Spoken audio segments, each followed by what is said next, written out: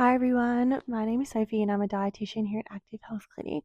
And today I'm going to be running you through the different types of rest that you may not know that you need. So, if you aren't aware, and I wasn't until quite recently, there are different types of rest, and it's really important to know which type of rest you need and your body needs, depending on what might exacerbate symptoms if you have a chronic health condition or an invisible illness, or what might be contributing to whelm, or how you can pace a little bit better throughout your day. If you do have an invisible illness or a chronic condition, you may know that rest has been taught to you to be essential, and it might not always feel necessarily restorative or like it's working. That may be because you're not engaging in the type that you need to at that moment. There are 5 different categories that I want to run you through today. The first one is physical rest, which is arguably the most straightforward, but it's when you are taking the load off of your physical body. So you're being able to lie down or sit down, take any stress off of your muscles or off of your joints, and you're helping your body really just be able to move less. I know I need to engage in physical rest if I've been particularly active, if I've played maybe some sport, or I've gone to the gym, or if I've walked a little bit more than I usually do, or if I haven't slept well and my body is screaming at me that I need to go to bed early or to lie down and just be there and lie down. Next type of rest is cognitive rest, and I like to think of the way my body knows I need cognitive rest. But if I feel like I've been trying to solve complex maths equations all day, I have a high mental load, a high cognitive load. I'm trying to keep tabs open in my head and keep track of a lot of different things. And I just feel overwhelmed with the amount of things I need to think about. The way that I engage in cognitive rest is by doing things that I know the outcome to, like watching my favorite comfort shows, or by doing a hobby, something quite mindless or meditative. You can also definitely engage in meditation or mindfulness if that's your thing, but anything that really just allows you to be present.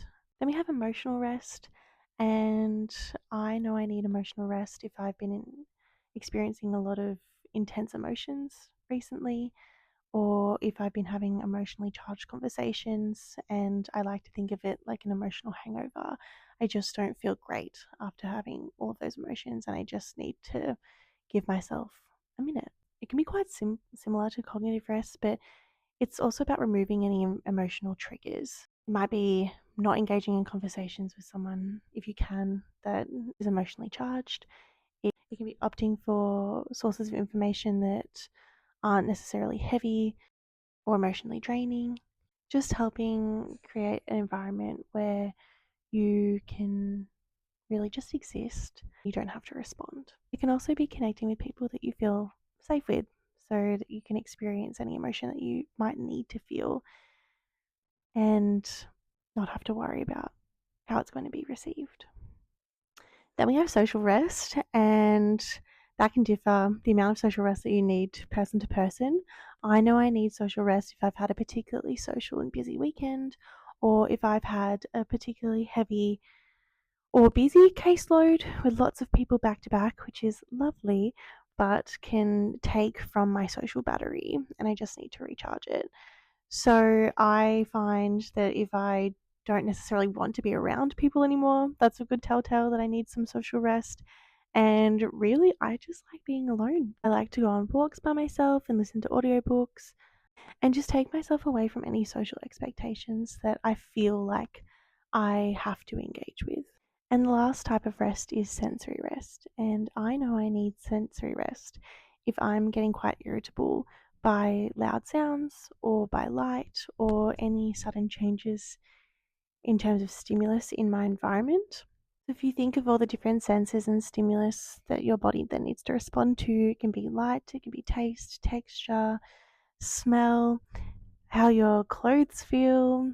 It can be literally anything. And so it's just about minimizing that stimulus. Might be being in a safe environment, might be having the lights off, it might be having certain headphones, or even going into nature if that's feeling restful and comfortable for you, and minimizing overall exposure. in the environment, different things. All of these concepts fit in really nicely to pacing and taking care of yourself, understanding the warning signs that your body might be trying to tell you, which links to the traffic light system that we discuss here at Active Health.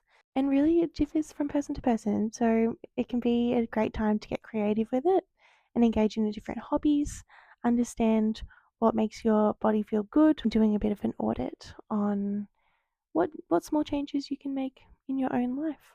I hope that helps.